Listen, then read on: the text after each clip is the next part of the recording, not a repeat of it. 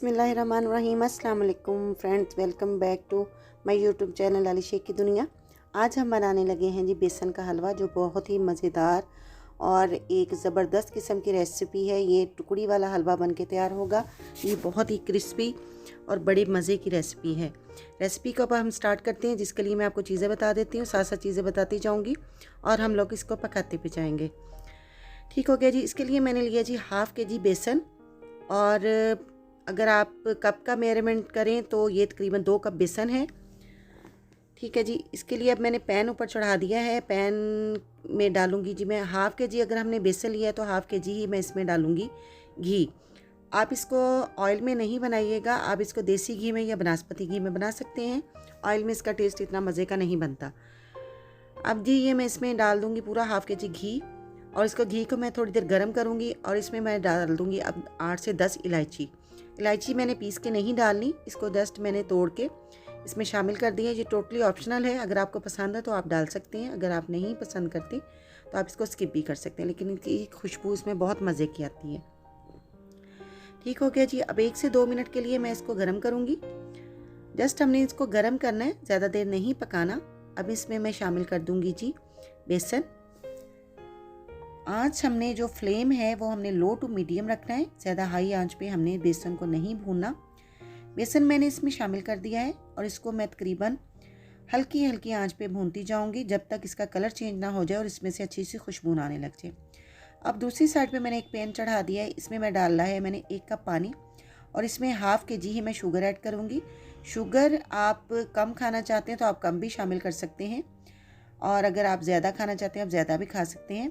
अब इसमें मैंने डाल दी है जी 1-2 इलायची, मैंने शुगर में भी शामिल की हैं।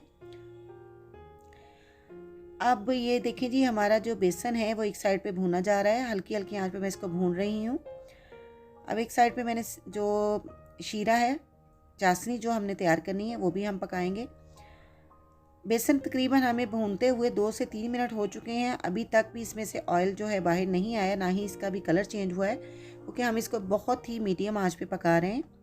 लेकिन बनाना हमने बिल्कुल स्लो आंच पे। जब ये पकना शुरू हो जाएगा तब इसमें से ये पतला हो जाएगा, घी इसका टोटली बाहर आ जाएगा। अब ये देखें, आप देख सकते हैं तकरीबन हमें 6 से 7 मिनट हो गए हैं। मैं इसको लो टू मीडियम आंच पे भून रही थी। अब बेसन हमारा भून चुका है, इसका कलर भी चेंज हो गया और इसमें से अच्छी सी खुशबू आ रही है। ये चाशनी जो है हमारी वो तकरीबन हमने 1 तार की तैयार करनी है। ये अब इतनी गाढ़ी हो चुकी है, लेकिन अभी इसमें से 1 तार सही नहीं है। तकरीबन हम इसे 4 से 5 मिनट तकरीबन और बनाएंगे और पकाएंगे इसको, ताकि इसकी अच्छी सी तार बन जाए। उससे हमारा हलवा जो है क्रिस्पी भी बनेगा और सॉफ्ट भी होगा। ये देखिए जी तकरीबन हमारी चाशनी जो है पक के तैयार है। अब इसमें से ये देखें 1 तार बनना शुरू हो गई है। अब ये हमारी चाशनी मुकम्मल रेडी है। अब इसको मैं थोड़ा थोड़ा करके बेसन में शामिल करना शुरू कर दूंगी। ये आप देख सकते हैं बेसन भी हमारा मुकम्मल भुन चुका हुआ है। ये चाशनी मैं इसमें शामिल करना शुरू कर दूंगी, और फ्लेम को फ़िलहाल मैंने बंद कर दिया है, क्योंकि जब हम इसमें चाशनी शामिल करते हैं तो इसमें से बहुत से छींटे उठते हैं।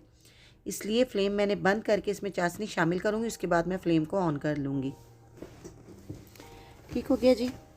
अब भी हमने आँच को लो टू मीडियम रखना है, ज़्यादा हाई आँच पे हमने इसको नहीं बनाना। ये आप देख सकते हैं आहिस्ता आहिस्ता आहिस्ता जैसे जैसे ये पकता जाएगा, ये पेंदा अपना मुकम्मल छोड़ देगा और बेसन हमारा क्रिस्पी और बड़ा ही मज़े का तैयार होगा। हमें इसको पकाते हुए टोटली टाइम तकरीबन 12 मिनट हो चुके हैं, जिसमें हमने इसको भून भी लिया है और इसमें हमने शीरा भी शामिल कर दिया है। लेकिन हमें तकरीबन इसको बनते हुए मुकम्मल तैयार होते हुए 15 से 17 मिनट का टाइम लग जाएगा।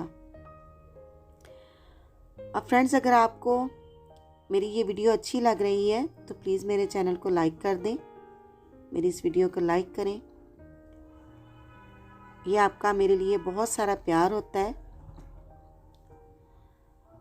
अब ये आप देख सकते हैं बेसन हमारा जो है तकरीबन अपने पेंदे को छोड़ना शुरू हो गया है और ये पकना शुरू हो गया है। जस्ट 1 से 2 मिनट तक ये मुकम्मल रेडी हो जाएगा। अब इस स्टेज पे आके जो थोड़े से बादाम मैंने क्रश किए थे, ये टोटली ऑप्शनल है। आप इसमें डालना चाहें आप ड्राई फ्रूट डाल सकते हैं, नहीं तो आप इसको बिना ड्राई फ्रूट के भी खा सकते हैं। ये बहुत ही ज़बरदस्त रेसिपी है और बहुत ही टेस्टी तैयार होता है कि आप जैसे बिस्किट वगैरह बाज़ार से लेके बेकरी से खाते हैं, आप इनको खाएं। ये आपकी सेहत के लिए भी अच्छा है, ये बच्चों की नज़र के लिए, बच्चों की दिमाग के लिए। ये काले चने का जो बेसन होता है, ये वैसे भी आपकी सेहत के लिए बहुत ही अच्छी चीज़ है। अब ये देखिए जी, बेसन हमारा मुकम्मल बन के रेडी है। ये देखिए मुकम्मल इसने पेंदा अपना साफ़ कर दिया है। अब एक साइड पे मैंने दूसरा बर्तन रख के, इसमें मैंने कुछ भी नहीं लगाया, ना ही कोई इसको ग्रीस किया है। हम इसमें डायरेक्टली इसको शामिल कर देंगे और इसको सेट होने के लिए रूम टेम्परेचर पे तकरीबन 1 से 1.5 घंटे के लिए हम इसको छोड़ देंगे। ये सारा बेसन मैं इसमें निकाल दूंगी। ये आप देख सकते हैं, ये इतना मज़े का तैयार होता है और बिल्कुल देखें सॉफ्ट है अभी, और सेट होने के बाद ये इतने क्रिस्पी क्रंची बनेगा और सॉफ्ट भी होगा, हार्ड नहीं होगा लेकिन क्रिस्पी होगा। ये देखिए मैंने इसको मुकम्मल सेट करने के बाद जो थोड़े से बादाम मैंने रखे थे वो इसको मैं इस पे मैं गार्निशिंग कर दूंगी। ये देखिए कितना मज़े का ये लगता है तैयार होके, और चंद चीज़ों के साथ, 3 चीज़ों के साथ ये इतने मज़े की रेसिपी बनती है। जब ये गर्म होता है तो हमने इसके ऊपर कट्स के निशान लगा देने होते हैं ताकि बाद में हमें इसको कट करने में मुश्किल ना हो। शेप आप इसकी अपनी मर्ज़ी से रख सकते हैं, जो आपको पसंद हो तो आप लगा सकते हैं इसके ऊपर। कट्स मैंने इसके ऊपर लगा दिए हैं और ये देखिए इसका जितना भी इसके अंदर एक्स्ट्रा घी था वो बाहर आ गया है।